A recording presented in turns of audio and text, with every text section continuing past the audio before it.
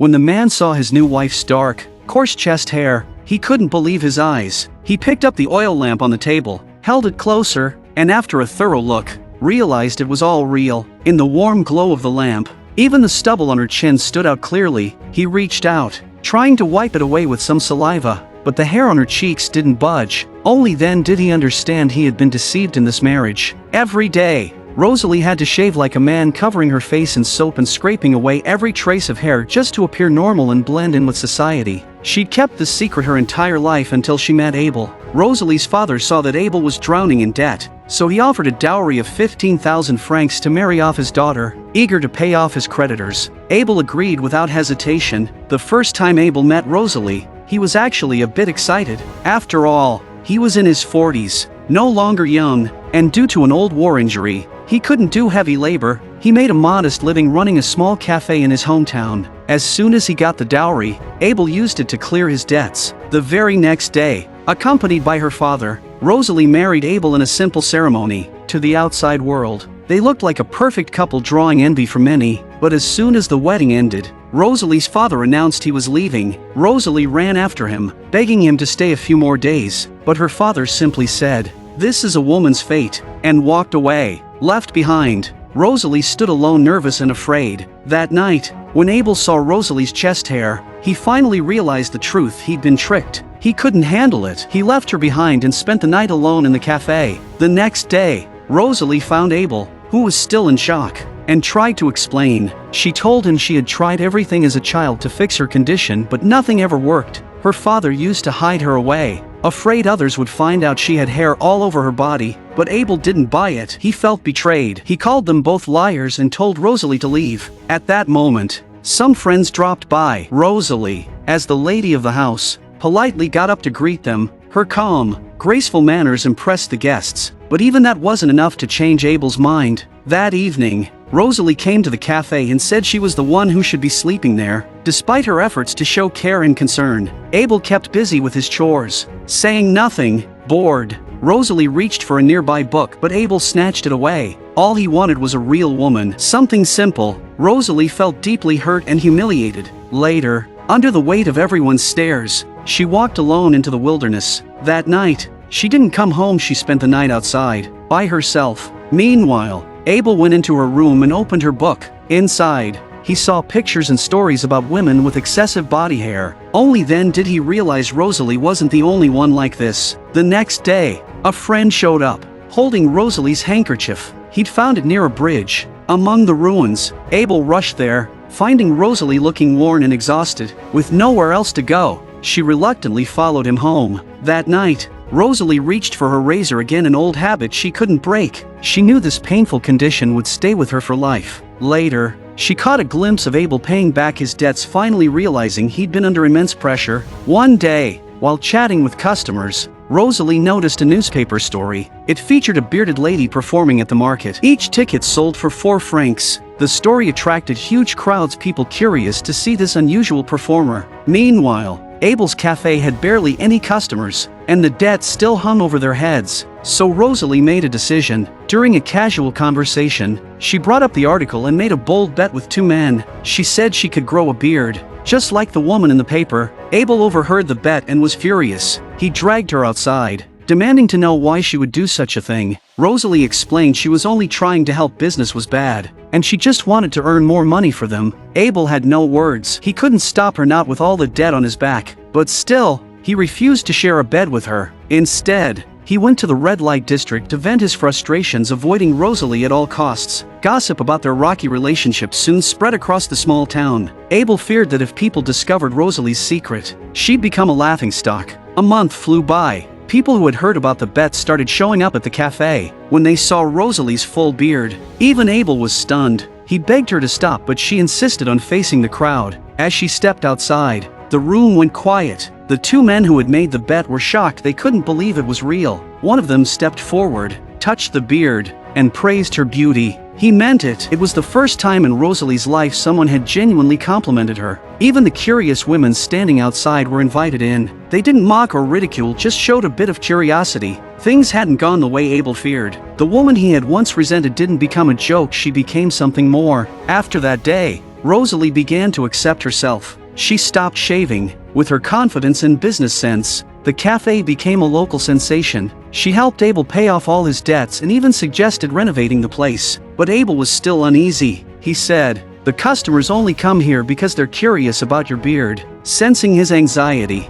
Rosalie reached for his hand. She asked if he was ashamed of her. Abel replied, "People will get bored of it soon." While Abel was still stuck in doubt, Rosalie was already planning their future with enthusiasm. She hired a photographer, took portraits, and started selling them like postcards. They sold like crazy and business boomed even more. Of course, there were troublemakers. One day, a burly factory foreman teased Abel, asking what it felt like to live with a freak. Abel snapped. He threw the man out of the cafe, but the foreman kept yelling insults at Rosalie. Furious, Abel tackled him to the ground and gave him a brutal beating. That finally shut the man up, but the fight triggered Abel's old war injury. As Rosalie helped him remove his back brace, he asked her to shave off her beard. Rosalie didn't answer. Instead, she focused on gathering herbs from the forest to help him heal. One day, the factory owner came in, complaining that Rosalie had been selling alcohol to his workers, hurting productivity. Rosalie calmly replied, "This is just a place to relax and chat. I never forced anyone." With nothing to gain,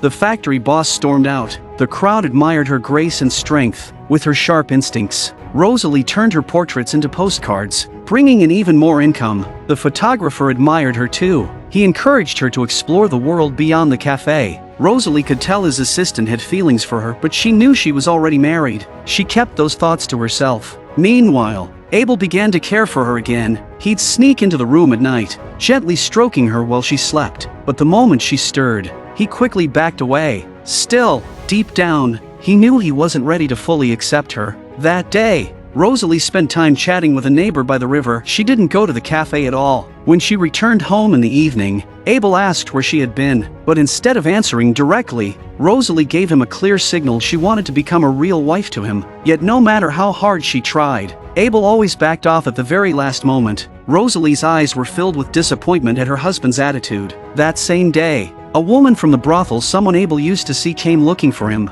As she watched Rosalie, full of life and energy, her eyes burned with jealousy. She even walked over to Rosalie and exchanged a few words before walking off. Rosalie instantly recognized the hat on the woman's head. It was one of Abel's creations, but she chose not to expose it. After all, Abel had witnessed her sharing an intimate moment with her assistant earlier in the day. That night, when Rosalie returned home, Abel's jealousy finally exploded. Rosalie responded to his sarcasm with some of her own, but Abel snapped. He accused her of having no dignity, claiming she would do anything for money. He brought up the past again, saying Rosalie had deceived him before marriage, turning his once good reputation into a laughingstock. To him, even though Rosalie gave him financial freedom, he could never fully accept her because of her body. At that moment, Rosalie's heart shattered. She had sacrificed so much, only to receive ridicule and contempt in return. With no one to confide in, Rosalie turned to a photographer asking him to take bold and provocative pictures of her. She took off her coat and revealed her long, striking legs. What she didn't realize was that these daring photos would later drag her into a dark abyss. Rosalie's unique beauty caught the attention of the factory owner. He showed her the photos and took the opportunity to confess his interest in her, but Rosalie flatly rejected him. The man felt humiliated, and in that moment,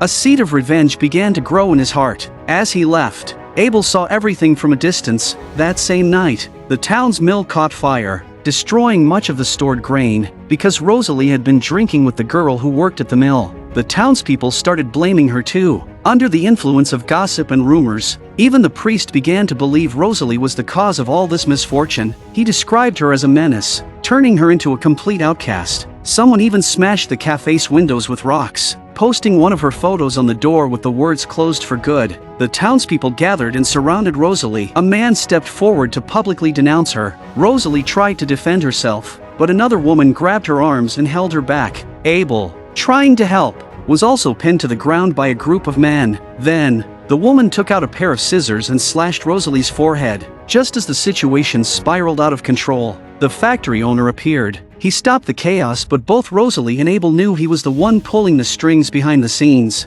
Abel called for a doctor to treat Rosalie. After examining her, the doctor told Abel that due to a hormone imbalance, Rosalie, despite being biologically female, couldn't have children. After learning the truth about her condition, Rosalie walked to the river. She desperately tried to scrub away the hair on her body, hoping to become what she believed a normal woman should be. But it was all in vain. After everything that had happened, Abel finally began to show Rosalie some genuine care. He realized if a woman could love him so selflessly and he still couldn't appreciate it, then what kind of man was he? Really? To comfort Rosalie, the two of them decided to adopt a child. They visited a convent and explained their situation. The nuns recommended a little girl. Surprisingly, the girl wasn't frightened by Rosalie's unusual appearance. As they parted ways, the girl asked if Rosalie would come to hear her sing at the upcoming charity event. Rosalie agreed with a smile. Leaning against the wall, Abel watched his wife light up with joy, and for the first time, he felt something stir inside him. He realized that he had fallen deeply for Rosalie. It was this woman, this remarkable woman, who had pulled him out of despair and helped him rediscover his passion for life. Rosalie gladly accepted Abel's tenderness, and from that moment on, their bond only grew stronger. One day, they returned to the convent to finalize the adoption paperwork, but the head nun seemed uneasy. Sensing something was off, Abel waited. Before the nun could even speak, the sound of footsteps echoed from outside. It was the factory owner, the man funding the convent. He walked in and handed the nun a folder, which contained Rosalie's daring photos. Because of his interference, their adoption plan was completely ruined. Rosalie was devastated. She had never imagined that her courage and independence would lead to such harsh judgment and exclusion. One morning,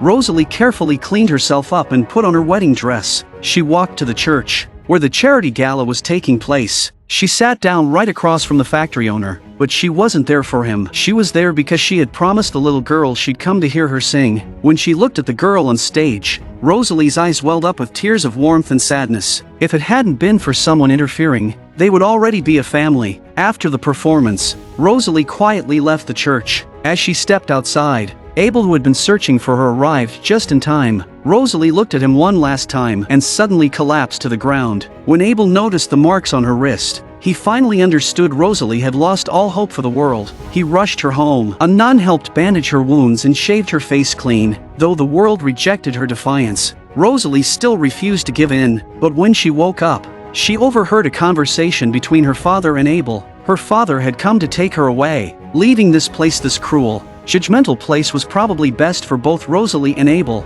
Angry and heartbroken, Rosalie ran out the door. Abel followed closely behind. They ended up at a bridge in the wilderness. Standing at the edge, Rosalie looked back at Abel and without hesitation, jumped. Abel stood frozen for just a few seconds, then dove in after her. In the face of prejudice and condemnation, two people who truly loved each other chose to leave it all behind to begin a new life together in a place free from judgment. I'm a movie enthusiast. Please subscribe to my channel, and I'll see you next time.